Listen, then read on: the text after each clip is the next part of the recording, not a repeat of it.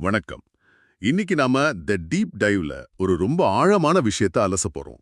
ஆமா. நீங்க ஓஷோவோட அஷ்டவக்ர கீதை சொற்பொழிவுகளை கேட்டிருக்கலாம். அதுல இருந்து குறிப்பா அந்த 77வது ஆடியோ பதிவு. ரொம்ப முக்கியமான ஒரு பதிவு அது. ஆமா, அதுல இருக்கிற சில கருத்துக்களை எடுத்து அதை நல்லா புரிஞ்சுக்க முயற்சி பண்ண போறோம். நிச்சயமா. ஏன்னா இதுல ஓஷோ கேக்குற கேள்விகள் எல்லாம் ம், ரொம்ப அடிப்படையானது. நாம பாக்குற இந்த உலகம் உண்மையா? இல்ல நம்ம மனசோட ஒரு பெரிய ப்ரொஜெக்ஷனா? கரெக்ட். நாம ஏன் கவலைப்படுறோம்? நம்மளோட செயல்களுக்கு பின்னாடி இருக்கிறது யாரு? இது மாதிரி பெரிய கேள்விகளுக்கு பதில் சொல்றாரு. நம்மளோட நோக்கம் கூட இந்த பிரபஞ்சம், மாயை, அலக்ஷஸ்புரணா மாதிரியான வார்த்தைகள் எல்லாம் கேட்டு மிரளாம, ஆமா, அதெல்லாம் என்னன்னு சிம்பிளா புரிஞ்சுக்கிறது தான். நம்ம அன்றாட வாழ்க்கையோட எப்படி பொருத்தி பார்க்கலாம்னு தெரிஞ்சுக்கிறது தான். சூப்பர். அப்போ வாங்க இந்த ஒரு கேள்வியோட ஆரம்பிப்போம். கேளுங்க. நீங்க தினமும் பார்க்குற இந்த உலகம், உங்க நண்பர்கள், உங்க வேலை, உங்க பிரச்சனைகள், இது எல்லாமே உண்மையில அப்படி இல்ல. ம். அது உங்க ஆசைகள், கவலைகள், நம்பிக்கைகள், இதையெல்லாம் வச்சு உங்க மனசு உருவாக்குன ஒரு கண்ணாடி பிம்பம்னு சொன்னா எப்படி இருக்கும்? வாவ்! ஒரு பெரிய கேள்வி. வாங்க இத பத்தி கொஞ்சம் ஆழமா பேசுவோம். முதல்ல ஓஷோ சொல்ற இந்த பிரபஞ்சம்ங்கிற வார்த்தையில இருந்து ஆரம்பிக்கலாமா? கண்டிப்பா. அவர் என்ன சொல்றாருன்னா, பிரபஞ்சம்னா இல்லாத ஒண்ணு இருக்கிற மாதிரி தெரியுதுன்னு சொல்றாரு. இதுக்கு என்ன அர்த்தம்? இந்த உலகமே பொய்யா? இது இது ஒரு நல்ல கேள்வி. இங்க தான் நெறைய பேர் குழம்பிடுறாங்க. ஆமா. ஓஷோ இந்த உலகம் பொய்ன்னு சொல்லவே இல்ல. ஆனா, ஆ, ஓ! அப்படியா? ஆமா. ஆனா நாம இந்த உலகத்தை பார்க்கறோமே ஒரு விதம், அந்த விதம் பொய்ன்னு சொல்றாரு. அதாவது உலகம் ஒரு வெற்று திரை மாதிரி. ஓகே. ஒரு ஸ்கிரீன் மாதிரி. ஆமா. நம்ம நம்ம மனசுல இருக்கிற விருப்பு, வெறுப்பு, ஆசை, பயம்னு எல்லாத்தையும் அந்த திரை மேல ப்ரொஜெக்ட் பண்ணி அத தான் உண்மையான உலகம்னு நெனச்சுக்கிறோம். ஓ! அப்ப பிரச்சனை உலகத்துல இல்ல, நம்ம பார்வையில, நம்ம ப்ரொஜெக்ஷன்ல இருக்கு. எக்ஸாக்ட்லி. இதுக்கு ஏதாவது ஒரு சிம்பிளான உதாரணம் இருக்கா? நிச்சயமா. ஓஷோவே சொல்ற உதாரணம் தான். நீங்க ரொம்ப துக்கத்துல இருக்கும்போது பௌர்ணமி நிலவ பாத்தீங்கன்னா, அது சோகமா அழற மாதிரி தெரியும். ம். ஆமா. அதே சமயம் நீங்க ரொம்ப சந்தோஷமா ஒரு காதல்ல இருக்கும்போது பார்த்தா, அதே நிலவு சிரிச்சுக்கிட்டு உங்களோட சேர்ந்து டான்ஸ் ஆடுற மாதிரி தோணும். ஆமா, ஆமா. நிலவு ஒண்ணுதான். ஆனா உங்க மனநிலை மாறும்போது நிலவோட தோற்றமே மாறிடுது. இப்ப சொல்லுங்க, நீங்க பார்த்ததுல எது உண்மையான நிலவு? வாவ்! இது ரொம்ப பவர்ஃபுல்லான உதாரணம். அப்ப நம்மளோட உணர்ச்சிகள் தான் உலகத்துக்கு கலர் கொடுக்குது. அதேதான். இது எனக்கு அந்த முல்லா நஸ்ருதீன் கதைய ஞாபகப்படுத்துது. நீங்க கொடுத்திருக்கிற குறிப்புகள்ல இருக்கு. அவர் அமெரிக்காவுக்கு போறாரு. ஆமா ஆமா. அங்க ஒரு பெரிய போர்ட பாப்பாரே. ஆமா. அதுல கவலைப்படாதீங்க. 1980க்குள்ள அமெரிக்காவுல 50 கோடி கார்கள் இருக்கும்னு எழுதியிருக்கு. அத படிச்சதும் நம்ம ஆளு அவசர அவசரமா சாலைய கடக்க ஓடுறாரு. ஒரு போலீஸ்காரர் அவரை பிடிச்சு, என்னையா இவ்வளவு அவசரம்? சிக்னல் கூட விழலையேன்னு கேக்குறாரு. அதுக்கு முல்லா சொல்ற பதில் தான் ஹைலைட். ஆமா. பின்ன என்ன? 1980ல 50 கோடி கார் வரப்போகுதுன்னா, அப்புறம் சாலைய கடக்கவே முடியாதே. அதான் இப்பவே கடந்துடலான்னு பாக்குறேன்னு சொன்னாராம். இது கேட்க காமெடியா இருந்தாலும் நாமளும் இப்படிதானே இருக்கோம். ஆமால்ல. எதிர்காலத்துல நடக்க போற ஒரு விஷயத்த நினைச்சு இப்ப இருக்கிற நிகழ்காலத்தை ஆழ் பண்ணிக்கிறோம். கரெக்ட். நம்ம மனசு ஒரு டைம் மிஷின் மாதிரி. ஒண்ணு இறந்த காலத்துல புலம்பிக்கிட்டு இருக்கோம். இல்லனா எதிர்காலத்தை பத்தி கற்பனை பண்ணிக்கிட்டு இருக்கோம். நிகழ்காலத்துல இருக்கிறது ரொம்ப ரொம்ப குறைவு. சரி, இதுதான் பிரச்சனைனா, இதிலிருந்து வெளியே வர்றது எப்படி? வெறும் மனக்கட்டுப்பாடு போதுமா? இல்ல வேற ஏதாவது வழி இருக்கா? இங்கதான் அந்த அலக்ஷாஸ்புரணாங்கிற விஷயம் வருதா? கரெக்டா புடிச்சீங்க. அலெக்ஷஸ் புரணா. இது கேட்க கொஞ்சம் சிக்கலான வார்த்தை மாதிரி தெரியலாம். ஆமா, கொஞ்சம் கஷ்டமா தான் இருக்கு. ஆனா அர்த்தம் ரொம்ப சிம்பிள். அலக்ஷானா பார்க்க முடியாத, கவனிக்க முடியாத. ஸ்புரணானா ஒரு இயல்பான உந்துதல், ஒரு துடிப்பு. ஓகே. அதாவது எந்த விதமான திட்டமிடலும் இல்லாம, நான் சேரேங்கிற அகங்காரம் இல்லாம, ஒரு பிரபஞ்ச சக்தி நம்ம மூலமா செயல்படுறத அனுமதிக்கிறது. ஒரு நிமிஷம். நான் செய்யறேங்கிற எண்ணம் இல்லாம எப்படி வாழ முடியும்? ஒரு வேலையை முடிக்கணும்னா நாம முயற்சி பண்ணி தானே ஆகணும். ம். இது ஒரு மாதிரி சோம்பேறித்தனமா இல்லையா? எல்லாத்தையும் பிரபஞ்சம் பார்த்துக்கணும்னு உட்கார்ந்துட்டா போதுமா? இது ஒரு முக்கியமான சந்தேகம். ஓஷோ சொல்றது செயலற்று இருக்கணும்னு இல்ல.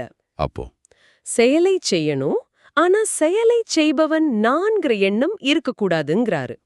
ஒரு பூ மலருது, ஒரு பறவை பாடுது. ஆமா. அதுக்கு நான் மலர்கிறேன், நான் பாடுகிறேன்னு அகங்காரம் இருக்கா? இல்ல. அது அதோட இயல்பு. அதுவா நடக்குது. அந்த மாதிரி நம்ம வாழ்க்கை நடக்கணும்னு சொல்றாரு. ஓகே. இது ஒரு ஃப்ளோ ஸ்டேட் மாதிரி இருக்கு. ஒரு வேலையில நம்ம முழுசா மூழ்கி போயிருக்கும்போது நேரம் போறதே தெரியாது. கரெக்ட். நான் செய்யறான்னு கூட நாம யோசிக்க மாட்டோம். அதுவா நடக்கும். அந்த மாதிரி ஒரு நிலையில வாழ்க்கைய வாழுதுன்னு சொல்லலாமா? அருமையா சொன்னீங்க. அதுதான். ஆனா நம்ம என்ன பண்றோம்? ஓஷோ சொல்ற அந்த நண்டு கதை மாதிரி. சொல்லுங்க. ஒரு வாழைக்குள்ள நிறைய நண்டுகளை போட்டா ஒரு நண்டு கஷ்டப்பட்டு மேலே ஏறி வெளியே வர முயற்சி பண்ணும். ஆனா மத்த நண்டுகள் எல்லாம் அதோட காலை பிடிச்சு கீழே இழுத்து விட்டுரும். ஐயோ! கடைசியில எந்த நண்டாலும் வெளியே வர முடியாது. அப்போ நம்ம அகங்காரம், நம்மளோட முயற்சிகளே அந்த மத்த நண்டுகள் மாதிரி நம்மளையே கீழே இழுக்குதுன்னு சொல்றீங்களா? நிச்சயமா. நம்மளோட நான் தான் நமக்கு சப்சே பெரிய தடை. ம். இந்த தடைய உடைக்கிறதுக்கு தான் இயேசு சொன்ன ஒரு உவமைய ஓஷோ மேற்கோள் காட்டுறாரு. வயல்வெளியில இருக்கிற லில்லி மலர்களை பாருங்க. ஆமா. அவை உழைக்கிறதும் இல்ல, நூல் நூற்கிறதும் இல்ல. ஆனாலும் மாபெரும் அரசனான சாலமன் கூட அவனோட வாழ்நாள்ல அணியாத அழகான உடைய அது அணிஞ்சிருக்கு. அது எப்படி சாத்தியம்? ஏன்னா அது தன்னை முழுசா பிரபஞ்சத்துக்கிட்ட ஒப்படைச்சிருச்சு. அதேதான். அது போராடல. அதுக்கு எந்த கவலையும் இல்ல. அது அதோட இயல்புல இருக்கு. புரிஞ்சுது. ஆனா இந்த மாதிரி முழுசா ஒப்படைக்கிறதுக்கு பிரபஞ்சத்தோட ஓட்டத்து மேல ஒரு பெரிய நம்பிக்கை வேணுமே. இங்கதான் ஒரு முக்கியமான திருப்பம் வருது. ஓஷோ நம்பிக்கைக்கும் நிச்சயத்துக்கும் உள்ள வித்தியாசத்தை ரொம்ப அழகா விளக்குறாரு. ஓ, அது என்ன வித்தியாசம்? நம்பிக்கை, அதாவது விசுவாசம்ங்கிறது உங்களுக்கு தெரியாத ஒரு விஷயத்த நம்ப முயற்சி பண்றது. அதுல ஒரு சந்தேகம் ஒளிஞ்சுக்கிட்டே இருக்கும். ம். ஆனா நிச்சயம்ங்கிறது அப்படி இல்ல. அது உங்க அனுபவத்திலிருந்து வர்றது, நேரடி தரிசனத்திலிருந்து வர்றது. இதுக்கு அந்த சீடன் தண்ணியில நடக்க முயற்சி பண்ண கதை ஒரு நல்ல உதாரணம் இல்லையா? பெர்ஃபெக்ட் உதாரணம். ஒரு சீடன் அவனோட குரு தண்ணியில நடந்து ஆற்றை கடக்கிறத பார்த்துட்டு தனக்கும் அந்த ரகசியத்தை சொல்லி கொடுக்க சொல்லி கேக்குறான். குருவும் ரகசியம்லாம் ஒண்ணும் இல்லப்பா, கடவுள் மேல முழுசா நம்பிக்கை வச்சு ராம்னு சொன்னா போதும்னு சொல்றாரு. ஆமா, அந்த சீடனும் அடுத்த நாள் ஆற்றுக்கு வர்றான். கண்ண மூடிக்கிட்டு ராம் ராம் ராம் ராம் விடாம சொல்லிக்கிட்டே முதலடி எடுத்து வைக்கிறான். அடுத்த நிமிஷம் தண்ணிக்குள்ள தொப்புகடின்னு விழுந்துடுறான். விழுந்துடுறான். கோபமா குரு கிட்ட போய் நீங்க என்ன ஏமாத்திட்டீங்கன்னு கத்துறான். சொன்னேன். அதுக்கு சீடன் என்னவே முடியல, சொல்லிக்கிட்டே இருந்தேன்னு சொல்றான். அப்போ குரு சொல்றார், அதனால தாண்டா விழுந்த. ஆமா, உனக்கு உண்மையிலே நிச்சயம் இருந்திருந்தா ஒரு தடவை ராம்னு சொல்லியிருந்தா போதும். நீ திரும்ப திரும்ப சொன்னதே உன் மனசுக்குள்ள இருந்த சந்தேகத்தை தான் காட்டுது. கடவுள் காதுல கேட்காதோன்னு நீ பயந்திருக்கங்கிறார். வாவ். அப்போ அவனோட உச்சரிப்பு அவனோட நம்பிக்கையோட அடையாளம் இல்ல. இல்ல, அவனோட சந்தேகத்தோட அடையாளம். என்ன ஒரு ஆழமான பார்வை. அப்போ இந்த உண்மையான நிச்சயம் புத்தகங்கள் படிச்சா வராது. வரவே வராது. அது அனுபவத்திலிருந்து தான் வரணும். சரியா சொன்னீங்க. சரி, இந்த சந்தேகம், அகங்காரம் இதுக்கெல்லாம் மூல காரணம் எது? நம்மளோட உண்மையான பார்வைக்கு தடையா இருக்கிறது எது? எது? ஓஷோவோட பார்வையில புத்தி, அதாவது நம்ம அறிவு, நம்ம சிந்திக்கிற மனசு இருக்கிற வரைக்கும் தான் சம்சாரம். என்னது? நம்ம அறிவே தடையா? ஆமா. இது ரொம்ப குழப்பமா இருக்கே. நாம சின்ன வயசுல இருந்து அறிவை வளர்த்துக்க தான் சொல்லி கொடுக்கப்பட்டிருக்கோம். யோசிக்காத, படிக்காதன்னு சொன்னா அது நடைமுறை வாழ்க்கைக்கு எப்படி சாத்தியமாகும்? நீங்க கேக்குறது நியாயமான கேள்வி. ஓஷோ அறிவையே தூக்கி எறிய சொல்லல. பின்ன ஆனா அதோட எல்லைய நமக்கு உணர்த்துறாரு.